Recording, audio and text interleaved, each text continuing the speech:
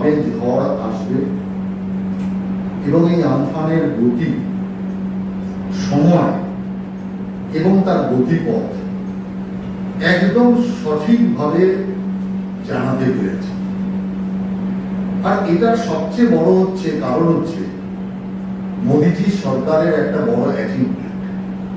তার কারণ আপনারা জানেন যে প্রচুর স্যাটেলাইট আকাশে পাঠানো হয়েছে। মহাকাশে সেই স্যাটেলাইটের মধ্যে প্রচুর স্যাটেলাইট, যেরকম এখানকার কৃষি থেকে শুরু করে, খনিজ থেকে শুরু করে অন্যান্য বিষয়তেও যেমন কাজ করছে, তেমনি আবহাওয়ার পূর্ব আভাস দেওয়ার জন্য প্রচুর স্যাটেলাইট কাজ করছে।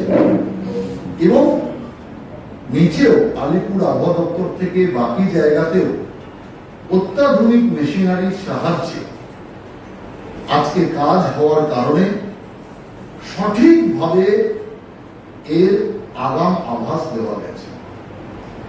কিন্তু দুর্ভাগ্যের বিষয়, প্রায় 15 দিন আগে থেকে এই ঝড়ের পূর্বাভাস দেওয়া হয়েছে, কিন্তু 15 দিন ধরে পূর্বাভাস দেওয়ার পরেও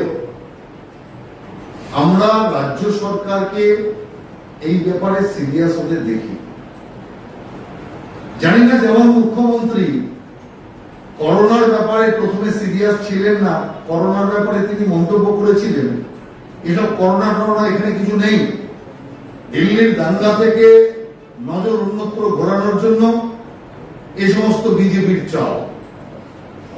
তো সেরকম কিছু ভেবেছিল কিনা আমি জানি না, কিন্তু সরকারের কোনো গতিবিধি আমরা দেখিনি যাতে মনে হয়েছে যে সরকার এই ঝড়কে প্রতিরোধ করবার বা ঝড়ের পরবর্তী পরিস্থিতি মোকাবেলা করার জন্য তৈরি ছিল।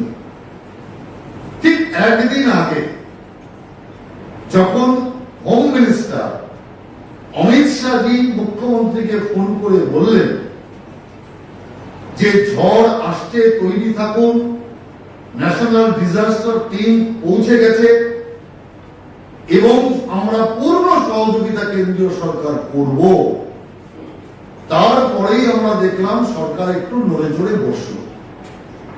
যদি আগাম সরকার এই ব্যাপারে সতর্কতা নিত, তাহলে মনে হয় ক্ষয়ক্ষতি বা উদ্ধার কার্য আরো বেশি সহজ হতো।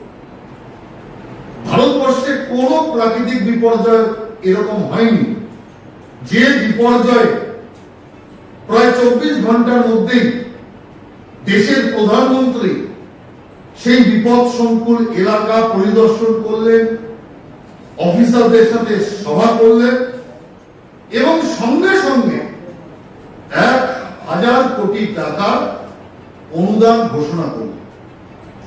কোনদিন ভারতবর্ষে ঘটনা ঘটেনি। এটাই মোদীজির চমৎকারের নমুনা, এটাই মোদীজির সঠিক সময় সঠিক সরকার পরিচালনার আরেকটি দৃষ্টান্ত। তিনি পশ্চিমবাংলার মানুষের পাশে দাঁড়াবার শপথ নিয়েছে এবং তারপরে এখান থেকে উড়িষ্যায় গিয়েছে, সেখানে উড়িষ্যার ঝঞ্ঝা বিধ্বস্ত এলাকা পরিদর্শন করেছেন, সেখানেও উড়িষ্যার সঙ্গে কাঁধে কাঁধ মিলিয়ে কাজ করার প্রতিশ্রুতি দিয়েছেন। এক অভূতপূর্ব ঘটনা। কিন্তু আমি একটা কথা স্মরণ করাই, আমরা কিন্তু প্রথম থেকেই বলে এসেছি, ঝড় আসার আগে থেকে, যে ঝড় মোকাবেলায়, ঝড়ের পরবর্তী পরিস্থিতিতে সরকারের পাশে আমরা আছি। এবং প্রধানমন্ত্রী এখানে বিশাল মূল্য ঘোষণা করে দেওয়ার পর তিনি আবার অ্যাসেসমেন্ট করবার ঘোষণাও তিনি করে দিয়ে গেছেন এবং অ্যাসেসমেন্ট করবার টিম আসবে, তারপরে পরবর্তীকালে আরো ক্ষয়ক্ষতির নির্ণয় যা হবে তা করা হবে। আমরা কিন্তু একবারের জন্য বাধা দেইনি। আমরা কিন্তু প্রধানমন্ত্রীর এই আর্থিক ঘোষণাকে স্বাগত জানিয়েছি। কিন্তু 2009 সালে যখন পশ্চিমবাংলা আয়লা এসেছিল, তখন বুদ্ধদেব ভট্টাচার্যের সরকার এখানে ছিল। সেই সময় কিন্তু প্রকাশ্যে মমতা ব্যানার্জি বাধা দিয়েছিলেন যে যাতে কোনোভাবে এই সরকারকে টাকা দেওয়া না হয়। প্রকাশ্যে কথা বলেছিলেন। সেই কারণে আমি এটা বোঝাতে চাইছি যে মমতা ব্যানার্জির পার্টি আর বিজেপির সঙ্গে তুলনা করা, এটা পরিষ্কার আজকে মানুষের সামনে ফুটে উঠেছে, এটা মানুষ দেখতে পাচ্ছে। ঝড় আসার পরে যে তাণ্ডব সৃষ্টি হল, তাতে এ পর্যন্ত শোনা যাচ্ছে যে 86 জন মারা গিয়েছে, যদি সংখ্যা ইতিমধ্যে বৃদ্ধি না হয় তা। এবং মুখ্যমন্ত্রী স্বীকার করেছে এর সিংহভাগ হচ্ছে বিদ্যুৎ পৃষ্ঠ হয়ে মারা গেছে। যদি বিদ্যুৎ পৃষ্ঠ হয়ে মারা গেল, তাহলে দায় কার? ঝড় আসছে জানা গেছে, কলকাতার উপর দিয়ে ঝড় যাবে, কলকাতা ছাড়া কোন কোন জেলায় এফেক্টেড হবে পরিষ্কার জানানো হয়েছে। তারপরে বিদ্যুৎ পৃষ্ঠ হয়ে মারা গেল কি করে? কেন ঝড়ের সময় বিদ্যুৎকে বন্ধ রাখা হলো না? কেন সমন্বয় তৈরি করা হলো না? এর জন্য দায়ী কে? প্রশ্নের উত্তর সরকার দিক। এবং লোকেরা তো এটাও বলছে, জানি না এর মধ্যে কতটা সত্যতা আছে, লোকেরা বলছে এই আমফান তুফানের সাথে আবার করোনার জমে থাকা মৃতদেহগুলো আবার যুক্ত করে দেওয়া হলো না তো? কারণ এমনিতে মৃতদেহ লোপাট নানা রকম কেলেঙ্কারি এই সরকারের বিরুদ্ধে উঠে আসছে করোনার বিষয়ে। তো অনেকে বলছে যে আমফানের সাথে করোনার মৃতদেহগুলোকে চালিয়ে দেওয়া হলো নাকি? এই নিয়েও লোকের প্রশ্ন উঠেছে। সেই কারণে আমি দাবি করছি অবিলম্বে মৃতদেহের তালিকা, তাদের ঠিকানা সরকার প্রকাশ করুক। যদি সরকার 86 জন মৃত ব্যক্তি জেনে থাকে, তাহলে তাকে তালিকা প্রকাশ করতে সরকারের বিলম্ব হওয়ার কথা নয়। তাহলে সরকার নাম এবং তাদের ঠিকানা এবং মৃত্যুর স্তর সেটা পরিষ্কারভাবে সরকার ঘোষণা করুক, যাতে মানুষের মধ্যে এতে কোনো বক্তব্য না থাকে। ট্রান্সপারেন্সি সরকার এবং জনগণের মধ্যে থাকে, এটা আমরা চাইছি। করুক, আপনি দেখবেন চোখের নিমিষে সমস্ত কাজ হয়ে যাবে। কিন্তু এই অযোগ্য সরকারের দ্বারা হওয়া সম্ভব নয়। আমি তবুও বিদ্যুৎ কর্মী, সাফাই কর্মী যারা এই দুর্যোগের মধ্যে কাজ করছে, তাদের আমি ধন্যবাদ জানাচ্ছি। সাফাই কর্মী, বিদ্যুৎ কর্মী এবং অন্যান্য সংশ্লিষ্ট কর্মীদের কোনো ভূমিকার কোনো অভাব নেই। আসল অভাব হচ্ছে সরকারের উদ্যোগ আর সরকারের সদিচ্ছা। সরকারের ইচ্ছের মধ্যে রাজনীতি লুকিয়ে আছে, সরকারের ইচ্ছের মধ্যে ডিলে প্রসেস লুকিয়ে আছে, সরকারের ইচ্ছের মধ্যে এই সংকট মোকাবেলা করবার পূর্ণ মানসিকতা নেই। আর যে কারণে সংকট আরো বেশি ঘনীভূত হচ্ছে, জায়গায় জায়গায় বিক্ষোভের পর বিক্ষোভে মানুষ ফেটে পড়ছে।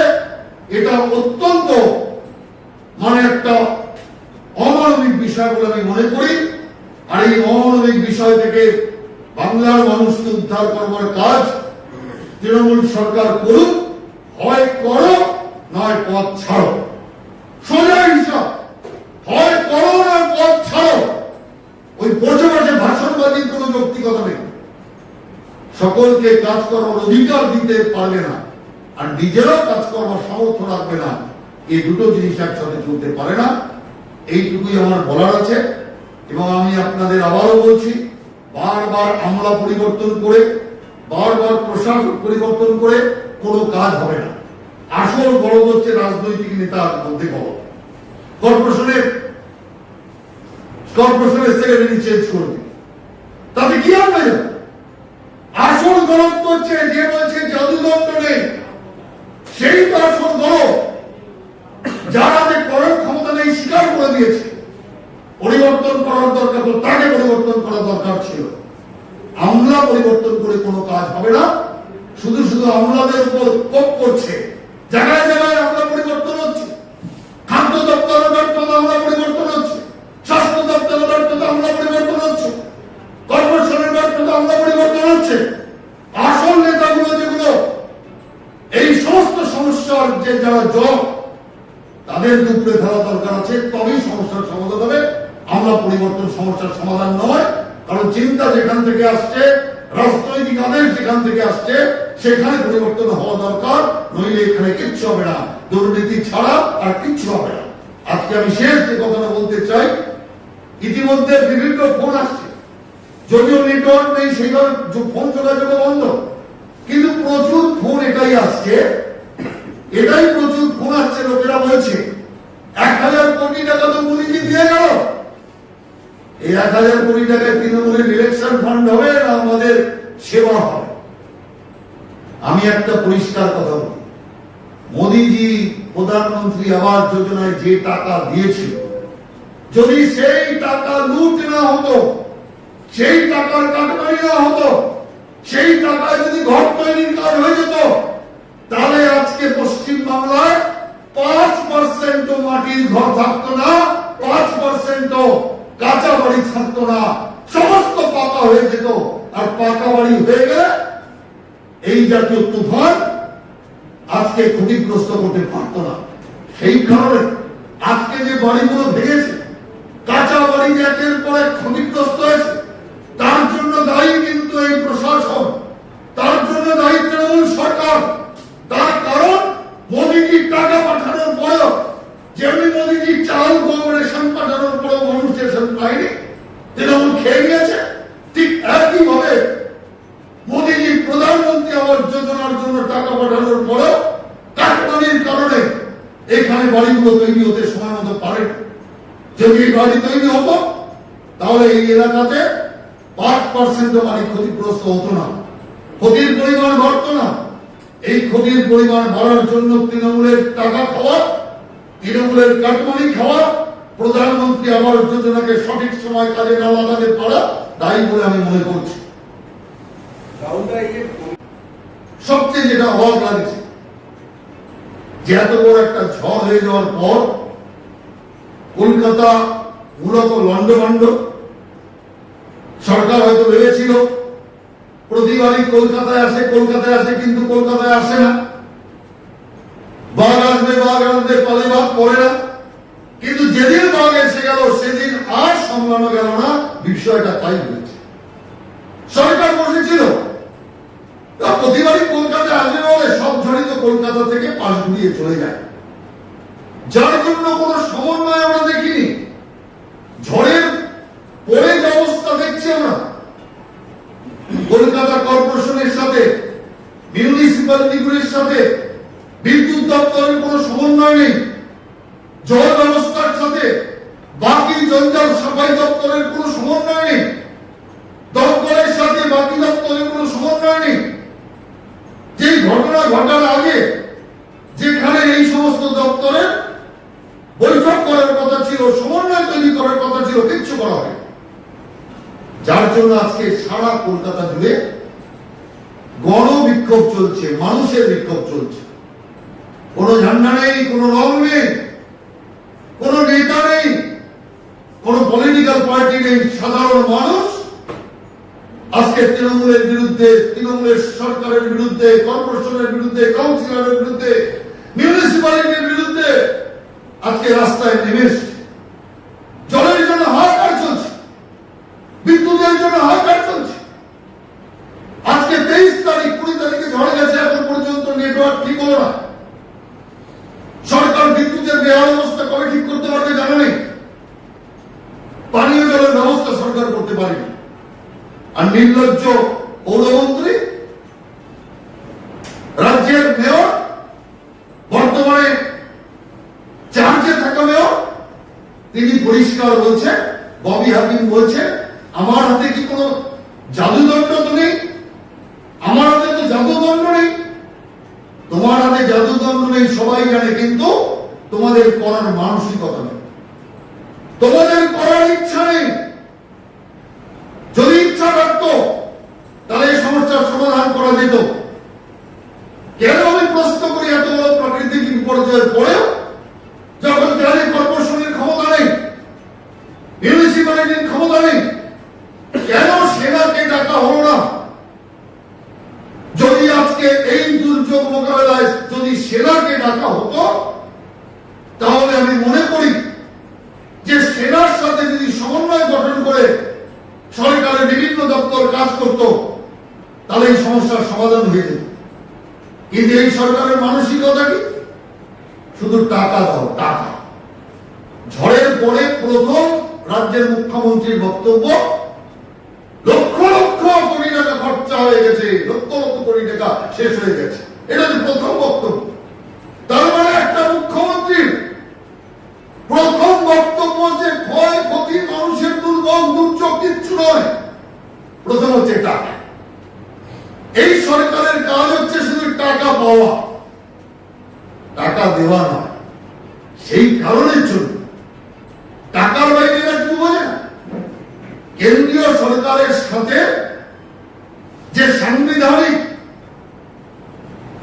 যে মেলবন্ধন রাজ্য সরকারের আছে, এই সরকার কোনটাই মানে না। নইলে ন্যাশনাল ডিজাস্টার টিম এসে কেন নবান্নর সাথে কথা বললো না, কেন ওর সাথে কথা বললো না, কেন তার সাথে কথা বললো না, তাতে সরকার যত সময় নষ্ট করেছে, সেই সময়টা যদি সরকার ডিজাস্টার ম্যানেজমেন্টের কাজে লাগাতো, তাহলে আজকে অনেকটা ক্ষয়ক্ষতি সামলানো যেত।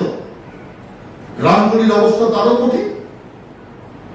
কলকাতারই যদি এই অবস্থা হয়, তাহলে গ্রামীণ এলাকার অবস্থা তো আরো কঠিন। সেখানকার লোক তো আরো সংকটের মধ্যে রয়েছে। এর আগে প্রাকৃতিক দুর্যোগের পরে আমরা দেখেছি ডায়রিয়ার পর ডায়রিয়া এলাকা এলাকায় হয়েছে। এক্ষেত্রেও তাই হবে। পানীয় জলের অভাবে বিভিন্ন গ্রামগঞ্জ এলাকায় পেটের অসুখ, ডায়রিয়া ইত্যাদি হওয়ার সম্ভাবনা ব্যাপক। মেডিকেল টিম, সরকার কিছু ব্যবস্থা করছে। কোন মেডিকেল টিম ব্যবস্থা করেছে? স্বেচ্ছাসেবী সংস্থাদের টাকার প্রয়োজন নেই। যখন কর্পোরেশন পারবে না, সরকার পারবে না, তখন সরকারের উচিত ছিল স্বেচ্ছাসেবী সংস্থা মেডিকেল টিমগুলোকে আহ্বান করা।